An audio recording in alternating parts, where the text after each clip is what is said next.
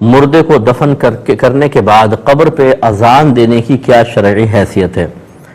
دیکھیں، یہ تو حقیقت ہے کہ نبی کریم صلی اللہ علیہ وسلم کے دور اقدس میں یہ طریقہ بالکل رائج نہیں تھا۔ یہ بعد میں طریقہ رائج ہوا کہ قبر کے پاس اذان دینا۔ سوال یہ پیدا ہوتا ہے کہ کیا اس کو بدعت کہیں گے کہ نہیں کہیں گے، اور یہ کون سی بدعت کہلائے گی، بدعت سیئہ یا بدعت حسنہ؟ تو اچھی طرح ایک بات سمجھ لیجئے کہ نبی کریم صلی اللہ علیہ وسلم کے دور اقدس کے بعد جو بھی دین یا دنیا میں نیا کام ایجاد ہوا اس کو بدعت کہتے ہیں۔ اب اگر وہ قرآن و حدیث کے حکم کے خلاف ہے تو اس کو بدعت سیئہ کہتے ہیں، بری بدعت۔ اور اسی کے بارے میں نبی کریم صلی اللہ علیہ وسلم نے ارشاد فرمایا کہ کل بدعت ضلالہ، اور ایک روایت میں کل ضلالۃ فی النار، ہر بدعت گمراہی ہے، ہر گمراہی جہنم میں لے جانے والی ہے۔ اس کا مطلب ہوا کہ کوئی بھی نیا کام آپ ایجاد کرتے ہیں سب سے پہلے اسے قرآن و حدیث پر پیش کرنا واجب ہے۔ یہ ان کے خلاف تو نہیں ہے، اگر ہے تو یہ بدعت سیئہ ہے، اس سے بچنا لازم ہوتا ہے، اس کو چھوڑنا فرض ہوتا ہے۔ ایک ہوتی ہیں ایسی چیزیں ایجاد کرنا جو دین کی تقویت کا سبب بنتی ہیں۔ نبی کریم کے دور کے بعد نئی ایجاد ہوئیں لیکن دین کو تقویت دیتی ہیں، دین کو فائدہ دیتی ہیں، قرآن و حدیث کے خلاف نہیں ہوتی، انہیں کہتے ہیں بدعت حسنہ۔ حضرت عمر فاروق رضی اللہ تعالی عنہ نے جب تراویح کی باقاعدہ جماعت قائم فرمائی تو یہی فرمایا نعمت البدعۃ ہذہ، یہ کیا ہی اچھی بدعت ہے۔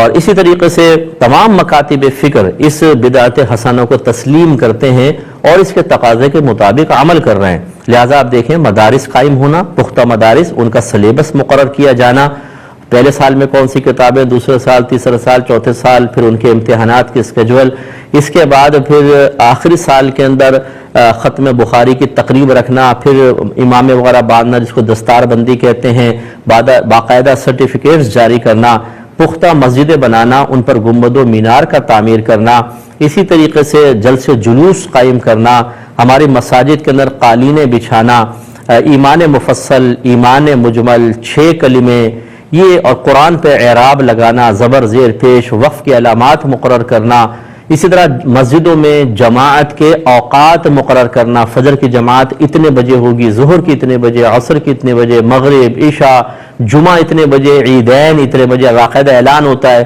جمعے کی نماز 2:30 بجے ہوگی، عید کی نماز صبح 7:30 بجے ہوگی۔ اللہ کے نبی تو نہیں فرمایا تھا، یہ اس دور میں تو تھا ہی نہیں۔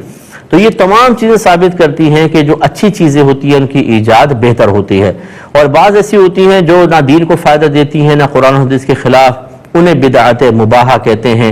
جیسے گلاس میں پانی پینا، کپ میں پانی پینا، کرسی پہ بیٹھ کے بیان کرنا، چمچے کانٹے سے کھانا، یہ بدعت مباحہ ہیں۔ اب بس یہ میں نے ایک مختصر سے خاکہ قائم کیا، اب دیکھ لیں کہ اگر قبر کے پاس اذان دے رہا ہے کوئی شخص کھڑے ہو کر تو کیا یہ بدعت سیئہ میں آئے گا یا بدعت حسنہ میں آئے گا؟ تو یہ بدعت حسنہ میں آتا ہے۔ وجہ اس کی یہ ہے کہ اس سے ایک شخص کو فائدہ پہنچتا ہے۔ نبی کریم صلی اللہ علیہ وسلم نے ارشاد فرمایا کہ جب اذان دی جائے تو جہاں تک اذان کی آواز پہنچتی ہے شیطان وہاں دور بھاگ جاتا ہے۔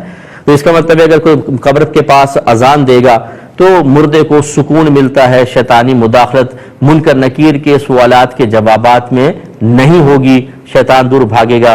اسی طرح نبی کریم صلی اللہ علیہ وسلم نے حضرت علی کرم اللہ وجہہ الکریم کو کچھ اداس دیکھا تو فرمایا کہ کان میں اذان دے، اذان غم کو دور کر دیتی ہے۔ مردہ چونکہ غمگین ہوتا ہے، آپ اذان دیں گے اس کا غم دور ہوگا۔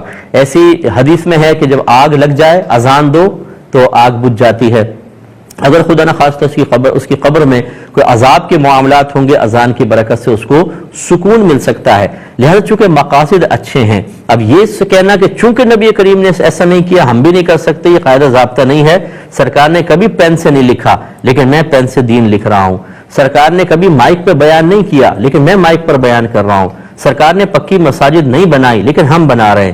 سرکار نے کبھی جماعت کے باقاعدہ وقت کے لحاظ سے اوقات مقرر نہیں کیے، ہم کر رہے ہیں۔ سرکار نے مدارس قائم نہیں کیے، سرٹیفکیٹ جاری نہیں کیے، ہم کر رہے ہیں۔ تو کیا سب غلط ہے؟ اس لیے لڑائی جھگڑے کی بات نہیں، جو نہیں کرنا چاہتا نہ کرو، اس پر سختی نہیں کر سکتے۔ تم اذان کیوں نہیں دے رہے ہو؟ اور کوئی دے رہا ہے تو اس کو منع نہ کریں، وہ اچھی نیت کے ساتھ دے رہا ہے، اس میں کوئی حرج نہیں ہے۔ اسے یہ کہنا تم کیوں دے رہے ہو یہ بھی ایک زیادتی ہے۔ ہر طرح کے جو لوگ ہیں مختلف سوچیں رکھتے ہیں، فکریں رکھتے ہیں، میری گزارش ہے کہ ہر امر میں جھگڑا مناسب نہیں ہوتا ہے۔ کوئی اگر کر رہا ہے، شریعت نے اس کو گنجائش دی ہے تو خدا را کرنے دیں۔